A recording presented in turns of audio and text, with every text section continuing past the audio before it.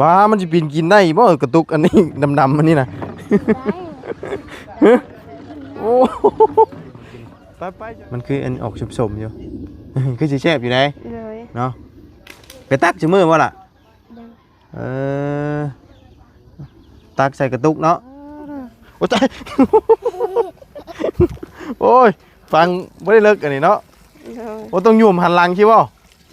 โอ้ยเนาะ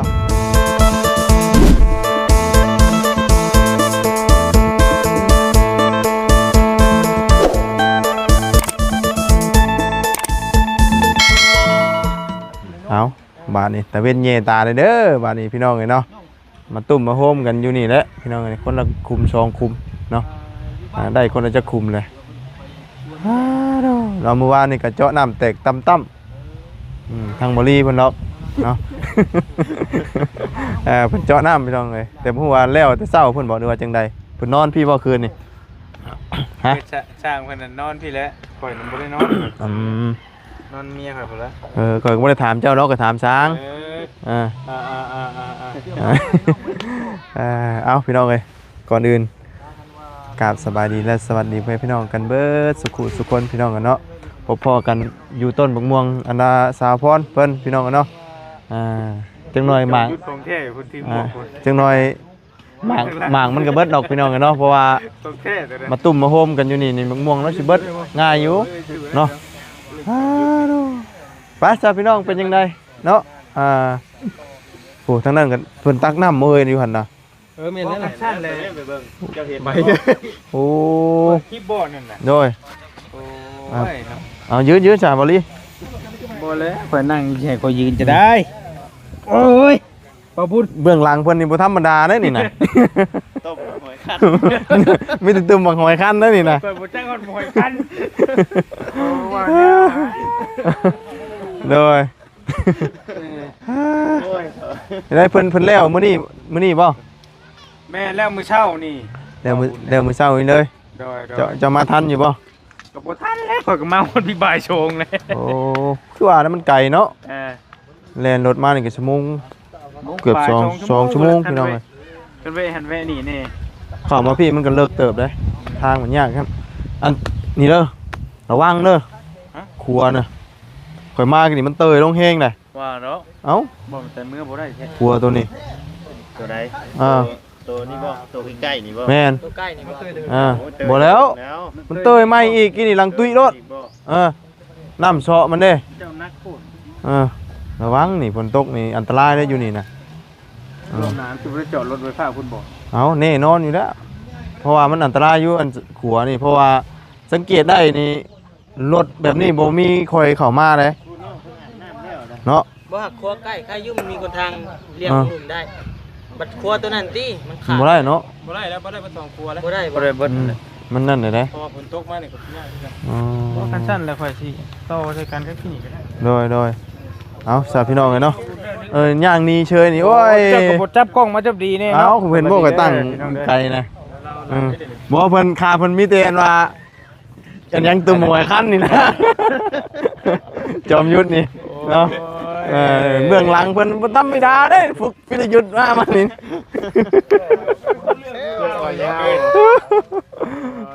เอาซั่นเนาะโดยโอเคพี่น้องเอ้ยเนาะเอาไม่ใช้นี่นะมาแต่อาบน้ำโอ้อาบวิใช้ลูกอาบน้ำยังน้ำฝนบ่อาบน้ำบาดาลน้ำบาดาลโอ้อยู่นี่ยังอาบบ่ได้ดิฮะยังอยู่สบายดีลูกละหนาวบ่เอาไปเปลี่ยนชุดก่อนจะไปเนาะหนาวแห้งพี่น้องเอ้ยโอ้ฝนตกมันทะเบิ้งพี่น้องเอ้ยบ่ได้เป็นอยู่นี่เนาะสิได้อาบน้ำรอบ2ได้เจ้านี่ฝนตกมานี่มืดมาแล้วพี่น้องเอ้ยเนาะครึ้มฟ้าครึ้มฝนแห้งดีตอนนี้เอาไปใช้บัดนี้ไปตักน้ำไปตักใช้ละบ่อันนี้ใช้น้ำยังน้ำกินบ่นี่น่ะบ้ามันจะปีนกินได้บ่กระตุกอันนี้ดำๆมันนี่น่ะโอ้ไปฉัน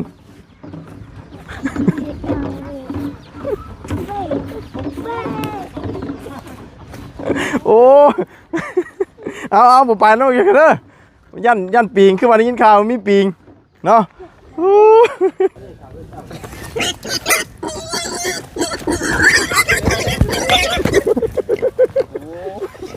นี่เนาะเป็นง่ายเลยบ่บุญเลย สิว่าจะเอาหมูไป มาบ้านเพิ่น ไปคายก่อน บ้าจะใช้น้ำไหลไฟสว่างนะบ่ น้ำน่ะได้แต่ไฟยังบ่สว่าง ไปทดลองด้วยฉันเนาะหาล้างมือก่อนแห้งอยู่บนน้ำเรานี่โอ้ดูพี่น้องเลยฝ้าห้องฝ้าดังนี่เนาะ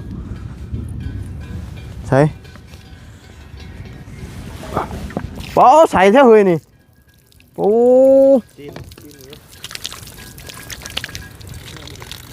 หมิ่นตุ้ยเนาะธรรมดาน้ำมาดานหมิ่นตุ้ยอยู่แล้วแต่ว่ามันแห้งเนาะโอ้สมเนื้อแซ่บนะน้ำโพนเนาะแซ่บเลย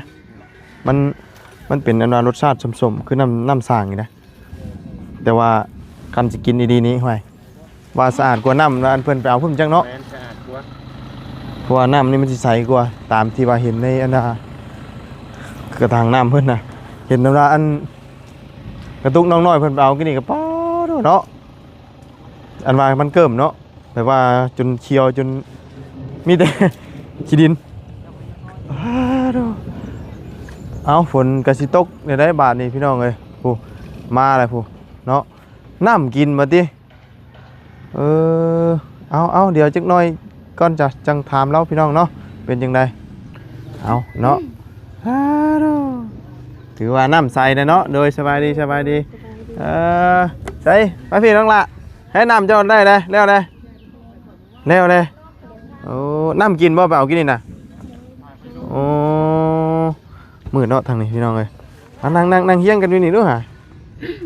3 คนไอ้น้องเนาะโตพี่น้องเลยคือได้แบบน้ำอันยังน้ำกินน่ะน้ำเป็นน้ำสางบ่ เลยน้ำสางใหญ่ น้ำสางไงเอาโทษนี่ไม่เลยจะได้ยินเสียงแน่พี่น้องเลยเนาะน้ำอันนั้นมันคือขุ่นกว่าน้ำอันนี้ โดยแบบมันเป็นตะเกา เนาะ โดย กิน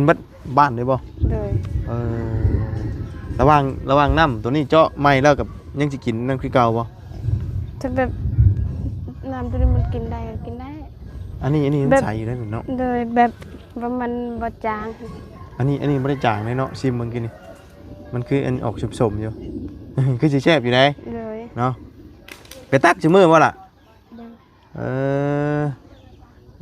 ตักใส่กระตุกเนาะ โดย คือได้ยินว่ามีปีกบ่ โดยนี้ อันน้ำมาเฮากินได้ โดย บ่ยันบ่ปีกมันอยู่ในน้ ยานแต่ว่าแบบเคยกินแต่ธรรมดา ำกินน้ำอยู่ดีปีกลงท้องกันได้เนาะปีกข้าวบ่ โดยปิงตัวใหญ่ ปลาก็มีได้บางหลายปลา มีกับบ่กล้าลงเนาะคันมีปีกนี่ย่านเลยเนาะ โดยปิงหลายตัว ฮะ โดยหลายจริง ลายเนาะ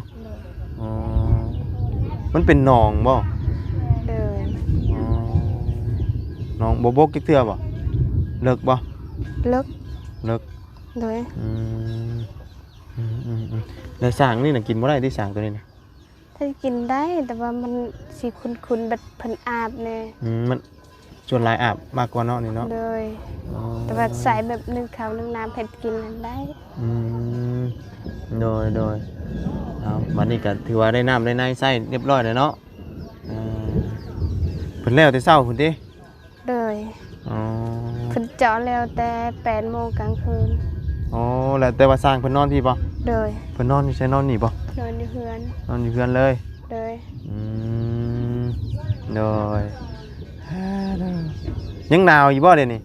มาดูนะ บ่ได้หนาว จ้ะ ไปอาบน้ำไปอาบไปใช้อาบน้ำน่ะอยู่หั่นน่ะเป็นน้ำยังน้ำบาดาลบ่ โอ้แต่ว่าอยู่นี่นี่ชวนหลายคนว่าอาบเบิดบ้านเลยบ่อยู่นี่กะ แบบผู้ใดมีน้ำมันดาลแล้วก็บ่ได้มาอาบน้ำ บ่ได้มาอาบเนาะ โดยมีน้ำได้น้ำดาล เนาะผู้ใดมีแล้วก็เป็นบ่ได้อาบเนาะ โดย อันแบบมีน้ำบาดาลในชวนหลายนี่มี มีหลายแล้วบ่ตอนนี้แต่ละเฮือนนี่ โดยส่วนหลายเพิ่นสิมีไร่และส่วนหลายก็มีใดเนี่ย มีใดพร้อม โดย แต่นี่มันมีไฟเนาะ โดย ไฟบ่มีบ่มีหยังเก็กย่างนะพี่น้องเอ้ยเนาะแต่เจ้านี่ยังนอนนี่บ่ล่ะนอนหลังนี่บ่ ก็ตกก็บ่ได้นอน บ่ได้นอนนํกันบ่ โดย อ๋อจักปีแล้วคือว่าเป็นแม่ห้างใหม่ๆเลย ก็ไอ้เต็ม 21ปีอ๋อน้องแท้ๆนี่บ่ โดย อืมปะกันแต่ดนนะบ่ ก็เดินซีปีกาย เป็นชีปีกายนี่ปีปลายเนาะเป็นหยังน่ะคือเลิกลากัน เราบ่ได้แต่ง ฮะ เราบ่ได้แต่ง เมียบ่ได้แต่งเช่นนี้บ่ได้ปะกัน สาเหตุนี่บ่ โดย สาเหตุแล้วบ่มีเงินแต่งนี่บ่ มันก็มีหลายแนวแล้ว มันบ่เกี่ยวแต่เรื่องนี้เนาะ โดยส่วนหลายเพิ่นสิลินผู้สาวเนี่ย อืมคนบ้านเดียวกันนี่บ่ บ่บ้านนายผู้สิง บ้านใหม่โพสีอ๋อโดยเอาปะกันตอนนั้นนั้นลูกได้จักเดือนจ้ะตอนนั้น ยังบ่ฮอดเดือนเทื่อ มอเดือนครับ เลย โดยก็ได้กลายเป็นในห้างน้อยเนาะ โดย อืม แบบพัวแบบพัวไม่จักเป็นจังได๋บ่ฮู้แหละน้องเมียแบบออกแต่กรรมบ่ฮอดเดือนแล้วก็เราก็เมื่อบ้านพ่อแม่เราก็เล่นผู้สาว อ๋อบ่ได้มาเลยได้ยินแต่ว่าผู้สาวโทรมาด่าน้อง เอาโอ้ผู้สาวโทรมาด่าเมียครับ เลยแต่ว่าผู้สาวท้อง โอ้ทางนั้นก็ท้องอีก เลย อ๋อก็เลยปะกันเนาะ เลย บ่แม่นว่าสาเหตุบ่ได้แต่งบ่ได้หยังโดยผู้นี้นี่คนที่เท่าไหร่นี่นะบะ ทุกคนที่ได้ไปจื้อมันหลายคน มันหลายโพด เลย ชื่อได้ไดลูก นางแถวน างแถว เลย จักปีได้จ้านะ 8 ปี 8 ปีอ๋อ 8แล้วแถว 8บ่ได้เข้าโรงเรียนอยู่บ่นี่ เขา เข้าปอใด บ่สี ปอซี่อ่านออกแล้วบ่บ่เป็นครับยังเข้าอยู่บ่ชั่วโมงนี้หรือว่าเพิ่นเลิกแล้วบ่เพิ่นเซ็งยังแล้วบ่พักเรียนเนี่ยเนาะ เลย ปีหน้ากับปห้าเนาะถ้าปห้ายังบ่เป็นนี่บ่แม่นแน่นี่ต้องเป็นแน่นี่เนาะในเฮียนบ่ทุกคนอยู่ติ ผิวได้เห็น บ่ได้เข้าเลยบ่ เลยแบบเอาน้อง เอาน้องแล้วแม่นบ่ได้เข้าโรงเรียนเลย เลย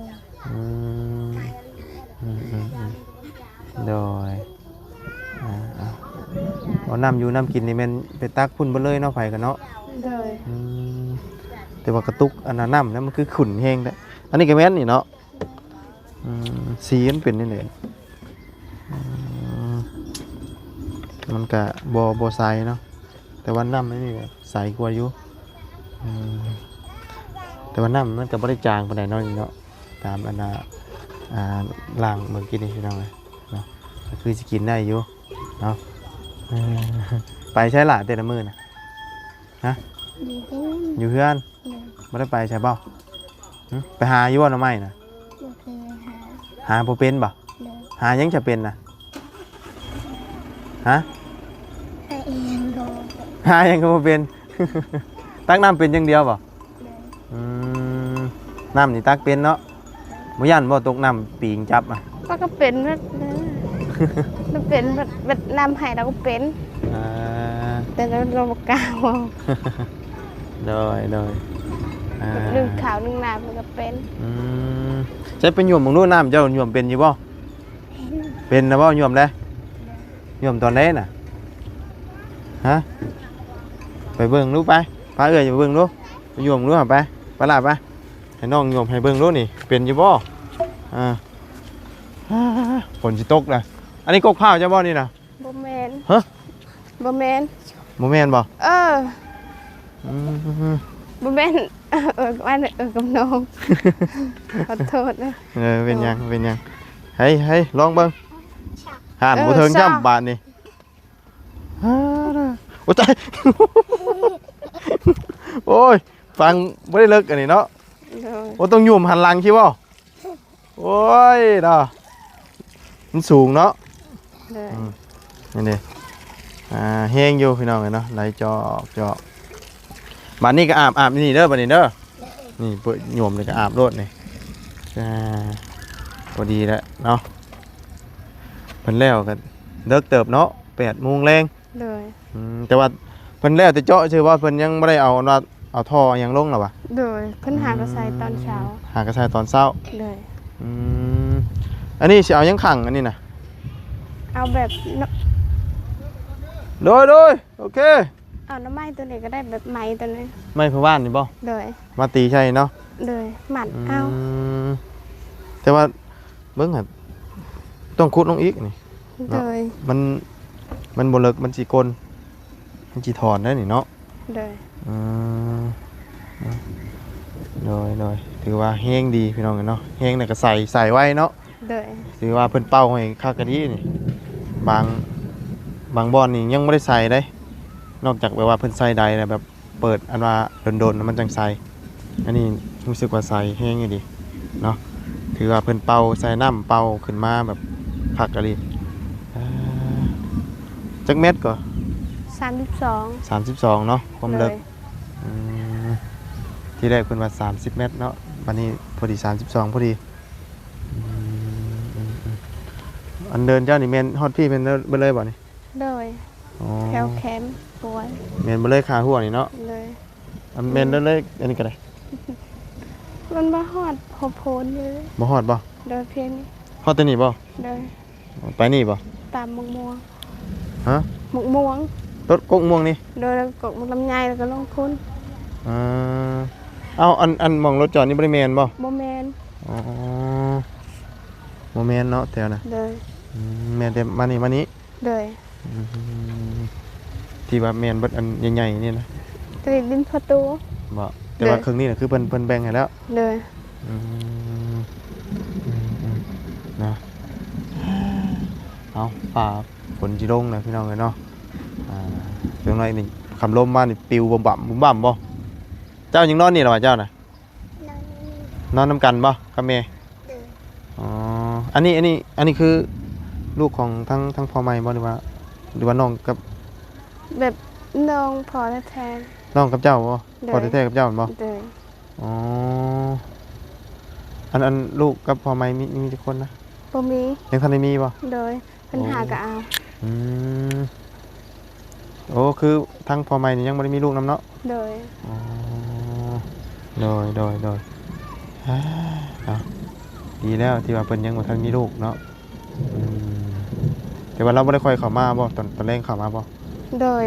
มัน6 โมง 6 โมงแรง โดย จังหน่อยก็มาได้ คื นี่ น เนาะ นี้ว่าจะหอด7 โมงละมาแต่ให้ไล่งัวควาย โดยแปลว่างัวมันไปอยู่ไห้อยู่หยังแล้วเฮาต้องไล่ให้มันเบิดก่อนเนาะ โดย ให้มันเข้าเฮือนเข้าหยังก่อน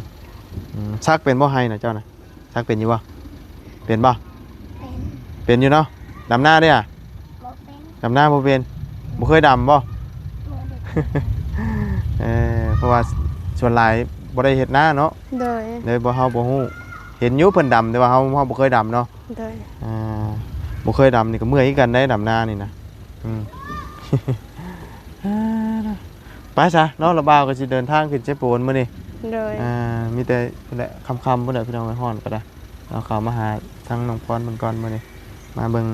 เพิ่นเจาะน้ำเจาะในแล้วเรียบร้อยก็สิได้สะดวกสบายไปอีกขั้นตอนหนึงเนาะ โดย จะได้มีน้ำมาเขาสะดวกสบายแน่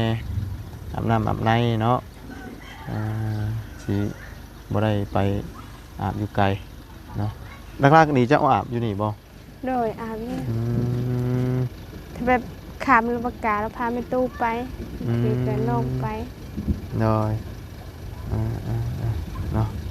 ไปจะไปเอาขนมมากับนมไปลาไปเนาะพอได้ตอนน้องเอามันสิลงเลยไล่ฝนนี่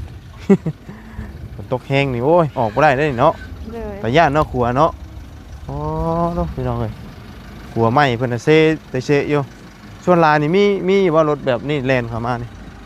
บ่ค่อยมีบ่ โดย มีแต่รถยังฉันแล่นนะ แต่รถไทย รถไทย เลย โอ้ถ้ารถนี่แล่นเข้ามาก็ถือว่า ความเสี่ยงสูงเลยเนาะนิดนึงอึ๊บครับอ่ะตอนน้องตอนนุ่งเด้อ เลยขอบใจ โดย เด้อขอให้อายร่ำรวยเด้อเดินทางปลอดภัย โอเคเนาะฝนตกเลยป้าจะเดินทางก่อน โดย สบายดีเรื่องละเนาะเอาปลาขอไม้หน่อย ไปมีแต่การหนาพ่อกันไหมฝนที่ตกเลยไปเนาะไปสาวพี่น้องเนาะมีแต่เดินทางก่อนคุมฟ้าคุมฝนมาเลยได้หนิเนาะมืดขนัววันเลยถนนหนทางที่เราเข้าไปเข้ามานี่ก็มีสะพานเนาะสะพานเป็นอันนี้พี่น้องเป็นสะพานไม้ซึ่งรถบางคนได้เดินเข้ามารถนี่คนนั้นเป็นรถไถรถตัวนี้มันสีน้ำหนักหลายกว่ามันก็จะเสี่ยงนะพี่น้องมันแคบๆใช่ไหมเนาะพอดีลมรถไปซะพี่น้องสำหรับวันนี้ไปแล้วพบเจอกันใหม่ขอบคุณพี่น้องอีกทีนะที่ติดตามนะครับชมไปแล้วพี่น้องสบายดี